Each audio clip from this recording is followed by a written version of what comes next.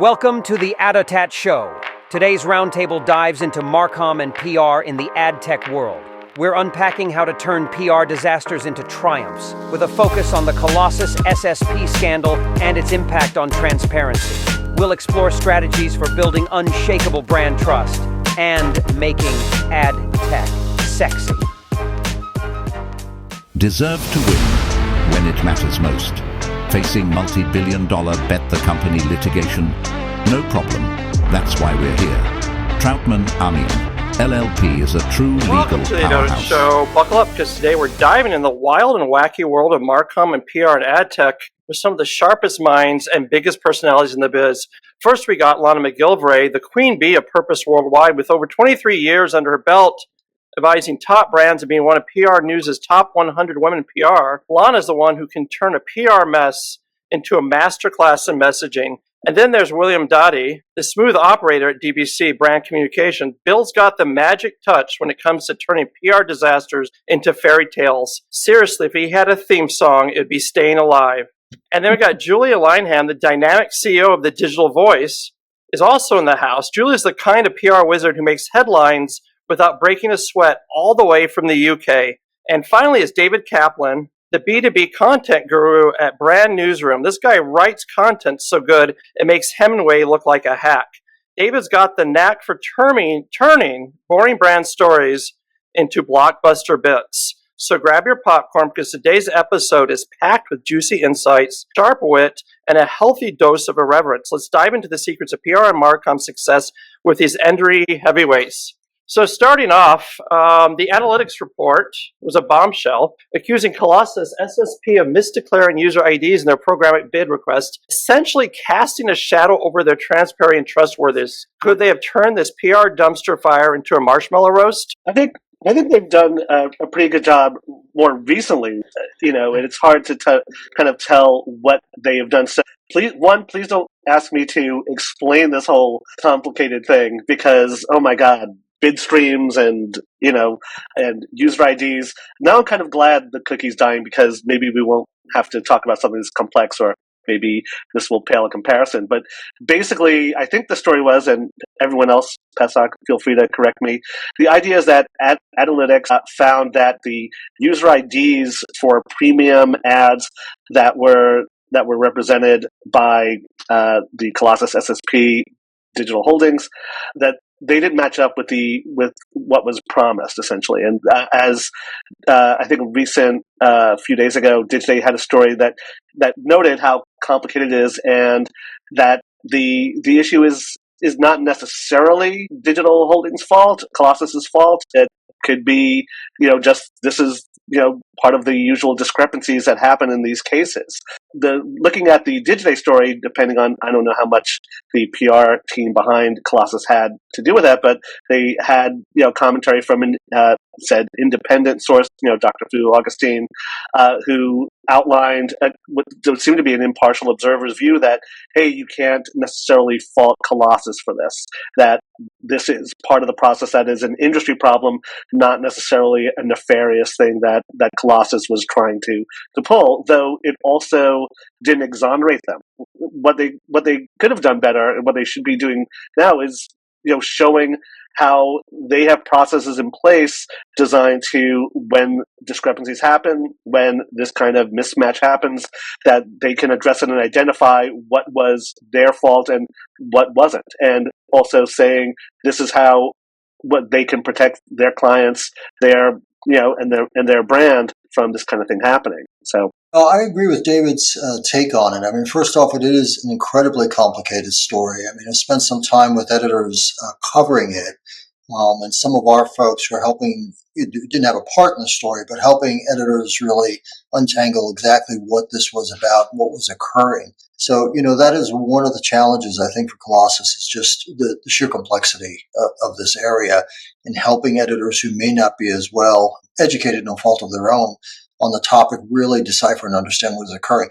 I think because of that, and again, not having any insight or knowledge to what Colossus did or didn't do, but just from a very general perspective, because they're working in an area that is so complex, I mean, it really calls out the need for preparation in advance.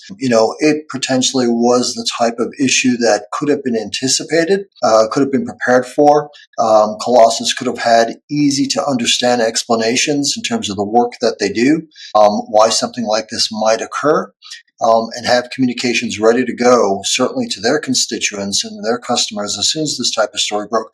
But I think most importantly, and I'd love to hear what the group thinks about this, in my experience, the challenge for companies in these situations is understanding when to respond and when not to respond, and what the scale of crisis is. And by and large, you can game plan that out far in advance, anticipation of the types of things that may arise based upon your business, and develop a scale as to how you want to respond, what really constitutes a crisis, what reaches a level whereby you need to do instant customer communications.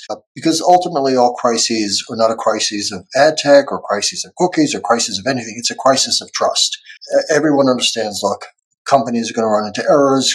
Companies can make mistakes. Do you have the trust already in place that people will allow you, to have made an error, or potentially, have something gone amiss? And that's really what needs to be addressed. And I think ultimately the challenge for Colossus was a challenge of trust. Was trust with the marketplace broken? How can that be maintained? How can it be reestablished? And I think that's what it came down to. Well, one thing I think is really interesting here where this is playing out, say like David, maybe 20 years ago, when we were starting to hear accusations on, how things were being done, adjacent to laws, whether it was a private or a public company, is I'm pretty sure the way that these stories are playing out right now and they're getting to reporters, it's moving in a different way. I don't think that it's leaking from the companies so much as it is from some of the insider groups that I could see. I was seeing chats about what was happening between people in the industry long before it hit the news cycle. And this is not the first report that Analytics has put out. This is one of several. I think in general, it's fair for companies, whether they're commercial. It's certainly fair for journalists, and it's certainly fair for those that regulate to be looking into actions across the market space and trying to figure out if there's bad actors or good actors. We all have interested stakeholder roles. But I do think it's tough from a communications perspective. What's changed is if you're putting the social listening on, I certainly was listening to long form conversations about everybody involved in this and who else might be implicated. This particular company was touching the trade desk or others, who was speaking, who wasn't speaking. To Bill's point, in this particular case, it's a public company. And then how you react to that when a cycle happens like this, you're still making the same kind of measures that Bill spoke about. Is this an incident? Is this an emergency? Has this already risen to the fact of crisis? And do I talk? How do I talk? Are my lawyers involved? In this particular case, it's really interesting because quite a few of those factors are in play already. And that'll dictate how you can act on behalf. So I think one of the questions that you were asking, Pisak, is kind of asking us to quarterback, would we have done it the same way? There are some things that are happening here that there are legal requirements on how you're acting based on the status of this particular company. So it will be interesting to see what's happening next. I will say there's a lot of senior leaders involved across these companies right now, so it probably will be one of the better case studies on the other side of this. And I think that there's some other companies implicated right now too. So I think we were starting to look at one that was at the center of the story. And then when you look at the particular company that you asked the question about, and then you bring up people like Dr. Fu, and who they may be representing. This isn't the FTC looking inward. These are the people that are bringing this up as a scenario that we should all look like have commercial stakes in the marketplace. So I'm going to throw a controversial viewpoint very quickly on this. And I know, Bill, you said it's about they should have been prepared for their response. Well, actually, they should in the first place have cleaned house. And there's been too much and too long of it being, let's call it, bad advertising. and bad actors, and people knowing what's going on. At the end of the day, if we talk about trust and transparency, people will either use it as a tick box exercise. Well, I've got the brand safety tools in place. That goes far enough. There's a lot of events and there's a lot of initiatives happening, certainly in the UK and Europe at the moment, really pushing this agenda. UK SAFC, Conscious Advertising Network, and there's a big event happening in September called Advertising Who Cares? And it's all about topics like trust, transparency, and privacy and protection and accountability and measurement and all those things. And it's not going to be a standard event. It's one in which it's actually idea leaders bringing that conversations and saying enough is enough. For too long, we've been sweeping this under the carpet. So I'm putting on my brand safety hat and some of my other hats I wear within this rather than PR. Don't think about how we're going to cope when the shit hits the fan. I suggest you clean house at your end. That's just my thought. Is there ever being too transparency? What role should transparency have played in the response strategy? Is honesty always the best policy when you're knee deep in a scandalous mess? Yeah, I would say so. Take responsibility, respond immediately, and be honest about what you've done or haven't done. If it was the things that are known and unknowns, if the software, for example, didn't do its job, you can be honest about that, but you did the best you could with the knowledge you had at the time. But certainly you have to show that you have to be ready to be honest about what you had in place and why you did that. Yeah, I mean, certainly I think in the case of Colossus, part of the issue why it stayed within the news cycle is that other aspects of the story kept coming out. And again, without benefit of knowledge in depth in terms of what the situation exactly was. I mean, that certainly keeps it alive within the news cycle. It is always best, to Julia's point, to the extent possible within, the legal restrictions that you might have, to try to tell a story and the whole story. Again, because this comes down to an issue of trust. You say, hey, this is what we know. This is what we're doing to address it, as David was saying. That's how you begin to call upon that trust you might have in the marketplace and help reinforce it and build it back up. But, transparency to the extent possible is always going to be beneficial. And I agree. Their lawsuit is being perceived as. Is that a good decision? Well, I mean, I did see it interpreted as, well, certainly if Colossus would take that step, then they have a strong case. I mean, it was an indication, it was put forth as a substantiation point of their innocence relative to what Analytics was saying. So it was perceived in some respects. I mean, jumping to a lawsuit, again, depending upon the situation, may not always be the best course of action necessarily. But I did see the media see it as an indication of Colossus must have some basis here for what they're saying if they would take that step. But as we know, you could sue anybody for anything. The suit in itself doesn't mean much of anything. Yeah, and I don't see the lawsuit affiliation as a negative affiliation. When I was a CMO in the early days, this is when I met David, and I was running email companies, and there were not laws to dictate what was right or wrong. We were self-regulating. There was once an industry investigation. People were not in the wrong, but there were looks into practices. And when that was going on, we all got every single player in the space got very serious phone calls in from the Wall Street Journal and from Ad Age, et cetera. And as we were thinking about how responding from a company perspective, not necessarily from a PR perspective, we very much identified as the best players. We were very concerned about operating our business and making sure that our obligations to consumers, which were part of our business, by the way, we weren't just B2B. In this case, we were a B2C and a B2B company, and taking the right communication steps, business steps, and legal steps to make sure we were doing the right thing and to be good to the journalist. And so in this particular situation, we were aligning everything. We actually went to the journalists first and showed them under the hood in good faith because they had questions about things and they weren't able to verify it. So to the extent, and I'm not projecting this onto Colossus at all, but if you can, and you can get ahead of that, and you have facts, and you can be transparent, and you can be the first party, primary party, not secondary, not hearsay, to be sharing those facts, they are your friend in situations like this. I think it's really interesting, Lana. You said something there of saying that don't respond from a PR perspective, respond from a company, respond with consumers at the heart of what you're doing. Don't put out a generic response. Don't act as if the backlash isn't happening, and do really present yourself and your case from your company's perspective. Too often, and this is weird because I'm a PR person, but it's don't respond as if it's a PR story. They'll sniff that out in a second. Sorry, David, I interrupted you. Pass back to kind of answer that larger question you posed, that what, should you just try to get away with it?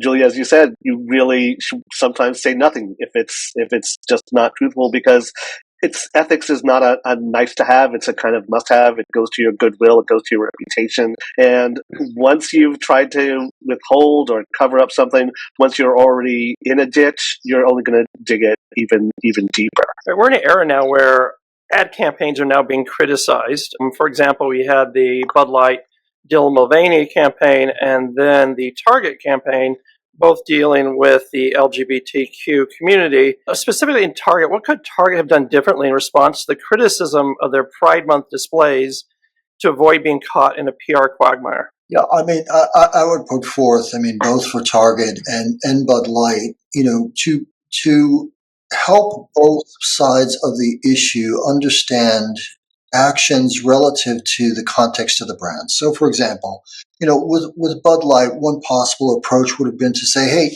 we're America's beer. We celebrate all Americans, and we're here to celebrate the fact that we're made up of such diverse audiences. So this way, it's placing a context that has relevance and meaning and significance to both sides of the issue. Because I think once you get into a situation of changing your position or changing an action or trying to apologize to one group or another, then both groups begin to think, I don't know this brand. I don't understand this brand. What is it really about? But to fall back on a common point that all parties would feel of relevance and significance and emotional significance to them, they may not agree, but at least they could understand where the brand is coming from. And again, it's an issue of trust. It's an issue of being true to brand equity. And, I think certainly Bud Light lost that. Yeah. I think Target did to an extent as well. And from that situation, you make no one happy.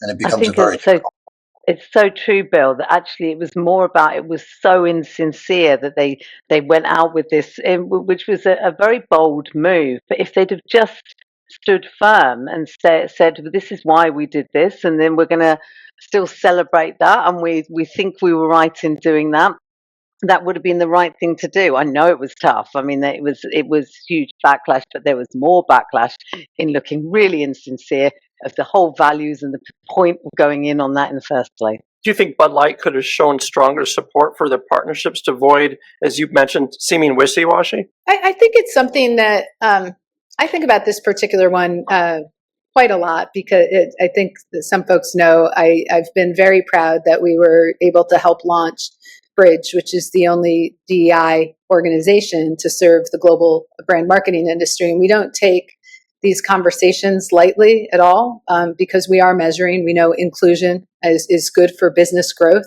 We just kind of showed the metrics around that with Mattel, which was covered in Harvard Business Review and other places. But we're having these conversations too. I think it gets down to something we've all been speaking about too, which is just not, Julia said it well, not acting as a communications firm or a PR firm, but caring. So what do you do in situations like that when maybe there was a brand faux pas?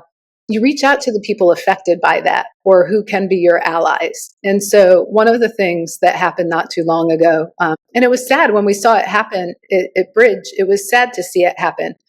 And you may remember this, but Walmart put out Juneteenth ice cream about 2 years ago. And it was the second time actually that Walmart in 2 years had a kind of faux pas. It was a big one, a huge one, obviously, that was covered everywhere. And Bridge was one of several groups that kindly asked them to pull the ice cream off the shelves, just because it was not something that anybody could support. Walmart did, okay? Within a 24-hour cycle, they did. They took action because it was something that was not great for the market. There may be other flaws there. There are things you can do, and Bridge worked with them on that. They had peers. They had peers at brands that said, hey, we're all in this system together. We're all trying to do the right thing. When you lean on folks and you do reach out, I think that you'll recover quickly if it's truly a mistake that you didn't intend to make. And brands make mistakes. They've had long life cycles. A lot of these are heritage brands that reach almost everybody in America. If you're thinking about a food and beverage brand or some of the ones that, like the large ones, come on, they're going to make mistakes sometimes. What's not as forgivable is if those mistakes are made repetitively and they're not learning. And one of the things we're seeing too, especially when it comes to social issues, is sometimes the C team and the leadership teams can be siloed, right? Did the product team know that a media team had made a similar mistake a year prior? So we really need to be learning from our own mistakes as well as across the industry. Okay, so before we move on, how important is it?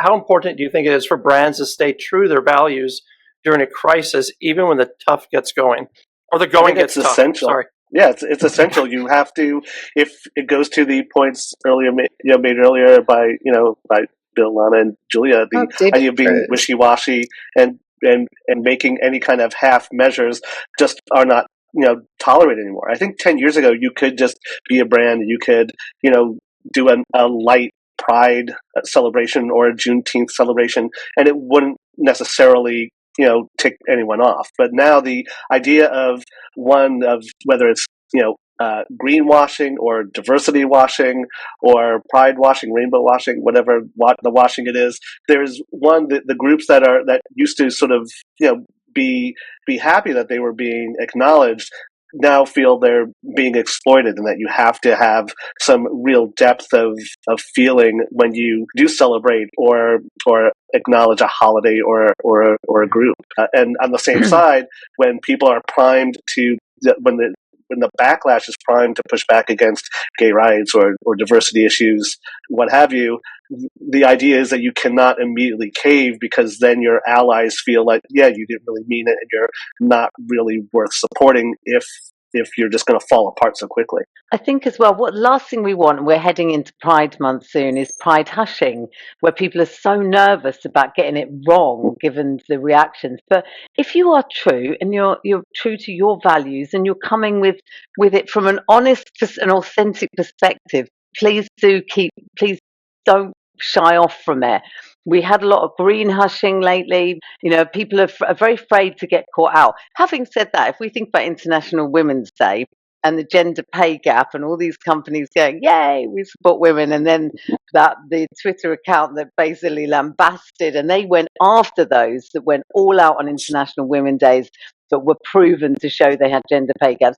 Well, think before you do. If you as a company know that you are not have got a gender pay gap problem, don't go out there shouting it loud and proud on International Women's Day. But for those that really do have something to bring, believe in it and are honest and authentic, I hope and I encourage. I hope that the industry companies still get behind it and aren't scared. Yeah. So moving forward, how can Marcom and PR teams in the ad tech industry create engaging stories that capture the essence of their solutions and resonate with their target audience without getting bogged down into technical jargon? I might have to go first on this because I have the pleasure of running. My PR agency is only ad tech, and I don't know why I did it to us. I set out 12 years ago, and it's all I've known and loved. I've been in ad tech for 29 years, but it's probably the toughest one because it's not sexy, and it is a lot of technical jargon. And we're always saying to our clients, look, don't focus on the clever stuff you do. It's very clever.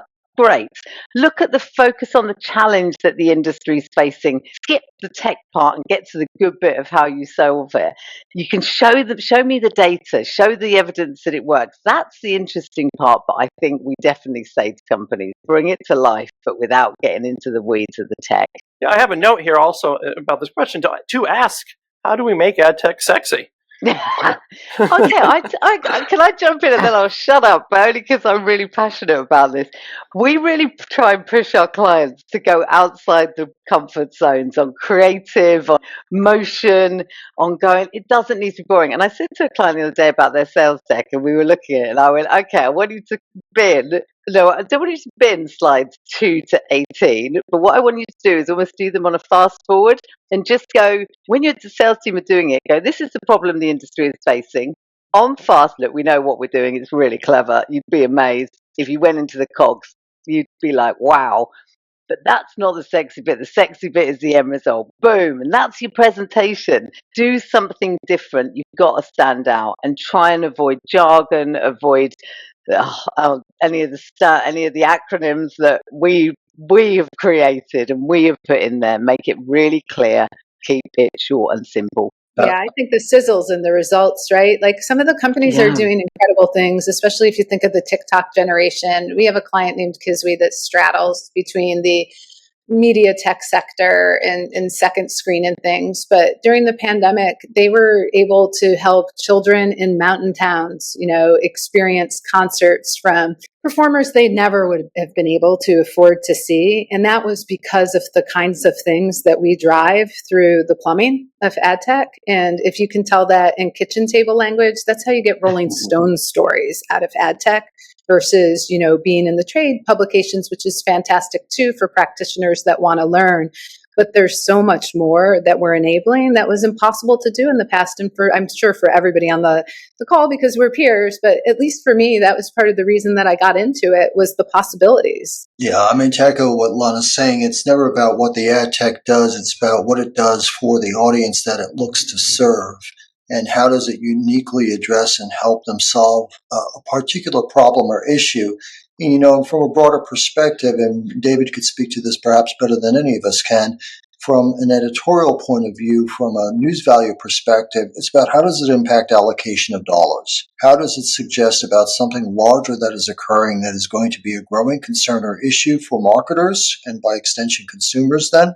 Or how does it portend something that is a significant shift or change within the marketplace? So it's always about establishment of relevance to the end user. And to Julia's point, the data, the tech, whatever it might be, is the substantiation for that, why it will have that impact. But from a news value perspective, it's always much more from a macro point of view. Yeah, exactly. What impact are you actually having? I think there's still this sense that when it comes to ad tech, it's all commoditized.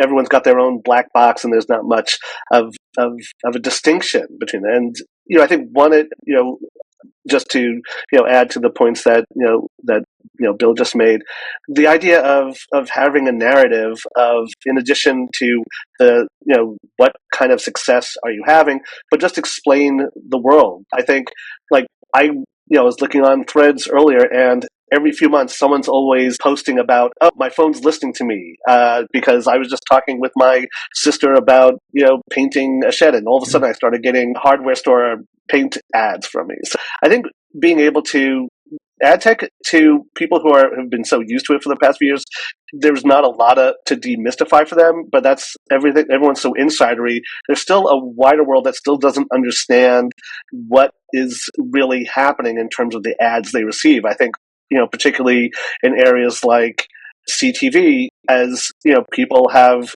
gravitated from linear TV where they are used to commercials being, at a certain time and having a certain, creative aspect there. CTV ads are generally pretty terrible, and the whole experience is pretty terrible.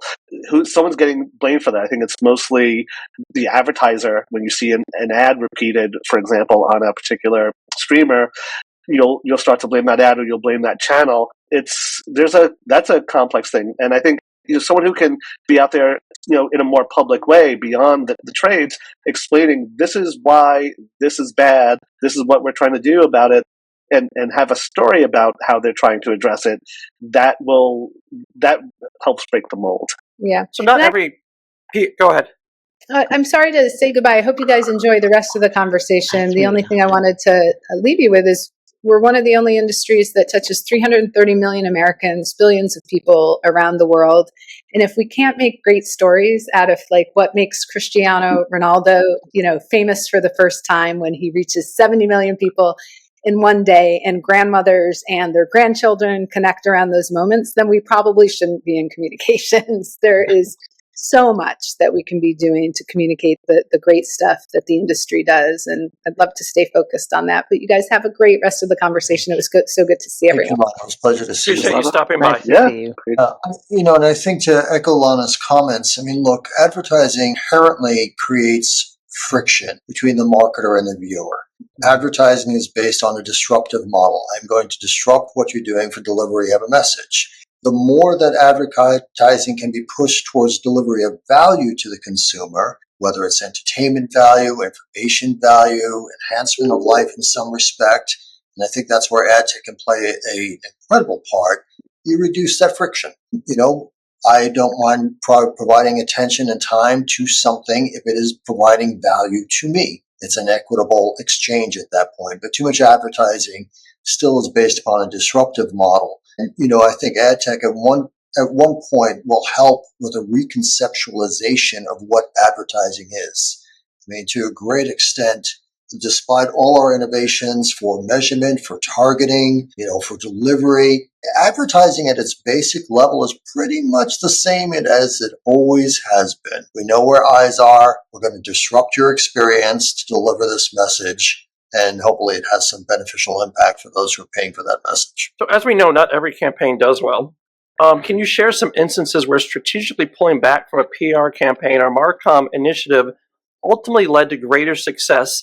And how can teams identify when it's beneficial to pivot or pause their efforts? This is quite an interesting one, isn't it? Because so many people don't want to admit that something didn't work. But I always think that failure is just a path on the way to success. And you've got to just test, pivot, test again, fail.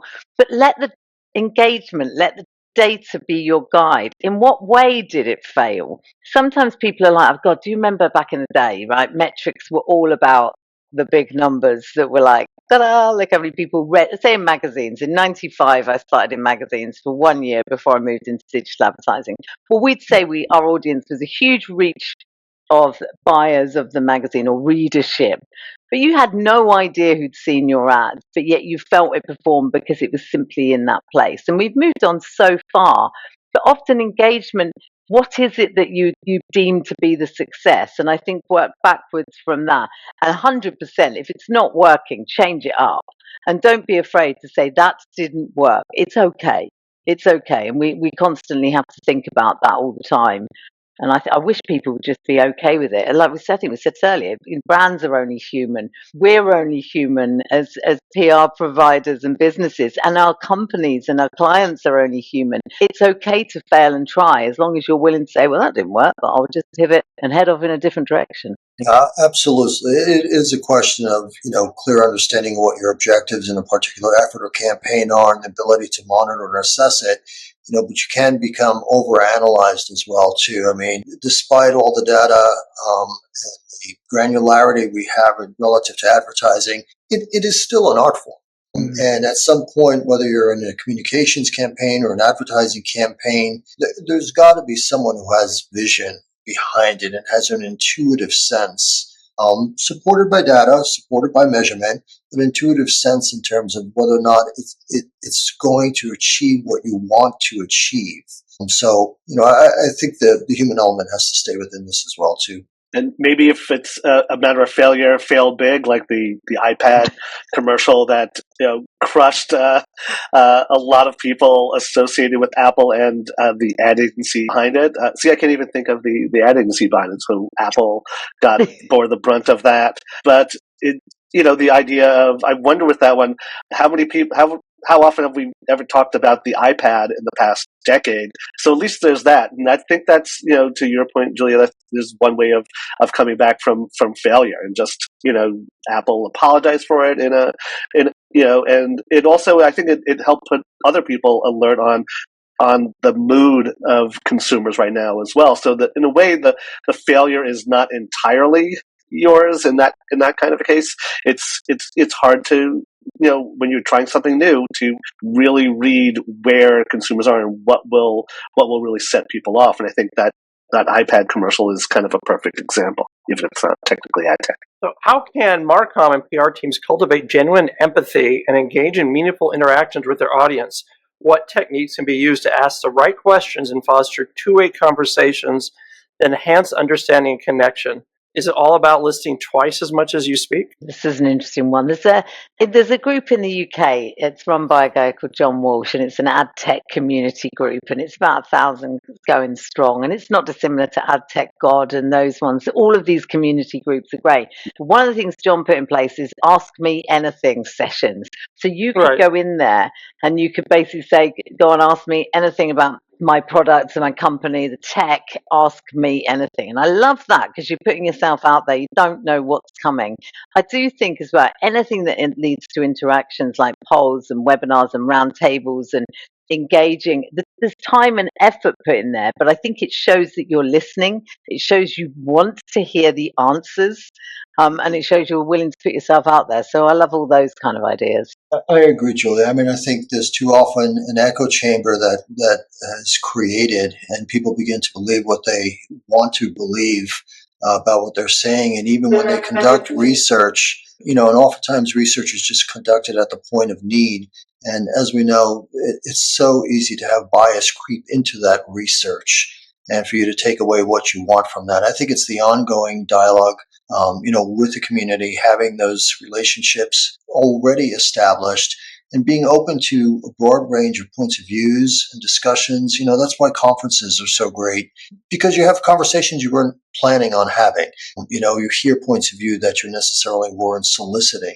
So I think the more that you have a macro view, the more that you're willing to challenge your own assumptions, the better the communications ultimately will be. Yeah, I think having a conversation without a safety net is kind of the key. I think the word conversation, dialogue, yeah, very difficult, but that's the only way you will be accepted as real. And it's the difference between saying you want a conversation, but really you just want a monologue. And so by putting yourself out there, as you said, Julia and Bill, that's how you cut through. So what strategies can ad tech, marcom, and PR teams employ to stand out in a crowded market? How can self-awareness and a touch of self-depreciation help build stronger relationships with the media and the public, making their messaging more relatable and memorable? Do you know what they always? Oh, Bill, you go first. I want to hear yours. Are you sure? So I always say to people, look, I know this has been said 1,000 times, but I think it's got legs to it. You've got to describe what you do as if you're talking to a 5-year-old and a 95-year-old. You've also got to be able to say what you do in a tweet or an X, 140 characters. Really make it clear. So you've got to know your one-liners. And you'll be able to say it, your strap lines, your mission, your values. And I think a lot of people don't do the hard work at the start. They come up with the tech idea, maybe not actually how the hell they're going to describe this in a clear and succinct way.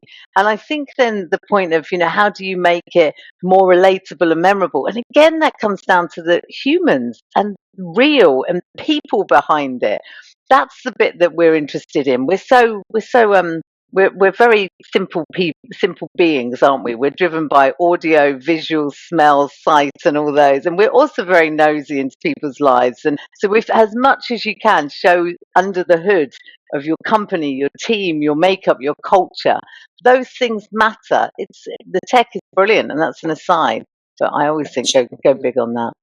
I mean, nobody comes to market looking for tech per se. They come to market because they have a problem, they have a challenge, they have a concern. And, the key to engagement is to establish a relevance. And relevance is derived by uniquely and in a proprietary manner identifying what your target's concerns or challenges or worries are. Because if they could see themselves reflected in what you are saying, then they feel that you uniquely understand them. And that is the precursor to development of predisposition, right? We all work with those entities that we think uniquely understand us. Tech is tech. You could always talk about competitive differentiation, why you have competitive advantages, but nobody cares. They want to solve their problem. So can you come to market and have a unique identification of what that end user's concerns or problems are? Yeah, and I think going back, it's that trust issue again. The idea, not just as Bill said, it's important that you are seen as understanding your client's problems, but it's also that you're not going to just be a yes man or woman to just whatever they say, and then when trouble starts, you kind of hold up your hands like, well, we just did what what you wanted us to do. The idea is that you have a genuine personality. And I think getting back to what I said before about the perception that a lot of ad tech is viewed as commoditized, ultimately the people who represent you are the culture. They are the personality and the voices and the tactile qualities that Julia pointed to. That's you want to work with, at least at this point, still human beings, not just the machine. I mean, there's been a lot of discussion about the emergence of brand equity within B2B because traditionally B2B, regardless of the sector, but let's stay focused within ad tech here, has gone to market on functional benefits. And the idea of trying to build brand equity for an ad tech brand was generally dismissed. Why do I need to have a brand personality? Why do I need to have a brand character? Because that's the way humans relate. I mean, it's a B2B environment but to David's point, we're still talking about human beings. They react to the same emotional stimuli. And the reality is you can put all the functional benefits you want out there. People tend not to make rational, objective decisions. They tend to make emotional, subjective decisions. And a lot of it is going to be predicated about how they feel about you as a brand. And then, yes, what your competitive differentiation, what your functional benefits are. But they're not open to hearing about that until you've established a positive preference and view of you as a brand. Is there a specific company that you can name has a very good creative brand? A specific company. I mean, I guess one example is the Trade Desk. I think they've done a great job of branding themselves. They're considered the big Goliath in the industry, and everyone's looking up to them. And Jeff Green has done a great job in his portrayal as a leader in the industry. He's on on CNBC every week, and I think that's created that brand equity for the Trade Desk. I think as well, if I was going to name somebody, I was going to just name somebody, and there's so many I could call out, but I love Gum Gum, for example. Their CEO, Phil Schreider, is really openly talks to the press about being an openly gay CEO. And he's very big on culture as well. You feel it. You kind of get that energy. He's a vibrant person. His suits when he wears to Cannes it always pops out on the croisière. And I love that. Everybody feels it, feels his energy through the brand. So though it does matter. It does matter. And I was going to say about the Trade Desk point is that they've really worked hard to own this narrative of the open web and being seen as the defenders of the open web. And even in a kind of dramatic persona, they've cast walled gardens as their enemy, personified by, in their view, Google and Meta Facebook, other social media. And that's, I think, at least at the moment, when there is such kind of fraught conversations over the role of social media in particular and the role of companies like Google and others, they've really staked out at least for right now, a pretty strong territory to identify themselves with. If there's any information that the marketplace will receive about them or any other brand is going to be placed through a context or a filter of what they already believe about that brand. So either you've developed it from a proactive perspective, or it's developed organically beyond your control and not necessarily in the direction you want. But those contexts or filters are going to be what information passes through and how that's going to be evaluated. All right, folks, that's a wrap for today's episode. Well, I swear all the time, I was really holding myself back, and I was like, oh, shit, I said shit twice. We've dived headfirst into the wild world of PR with Lana, Phil, Julia, and David, turning chaos into clarity don't one say quip at a acronyms because time. no one's going to know what the hell you're Big thanks talking to our about. guests And they're not going for to sharing ask their you what it insights. was. And a huge shout out to our sponsors, Troutman and Amin, for keeping the lights on and the mics Not hot. everything in the ad tech industry is a seismic shift. You mean, Pesach, every introduction is not ground changing? Remember, in the world of ad tech, it's not just about surviving the storm, but dancing in the rain. Seriously, David, this is innovative. We're breaking ground. Innovative. Yes. Aluminium, Sounds better when you aluminum. say it, Julia. Catch you next time on the Adotat Show, where we keep it real, raw, and always irreverent. And remember, stay curious, stay bold, and know more than you did yesterday.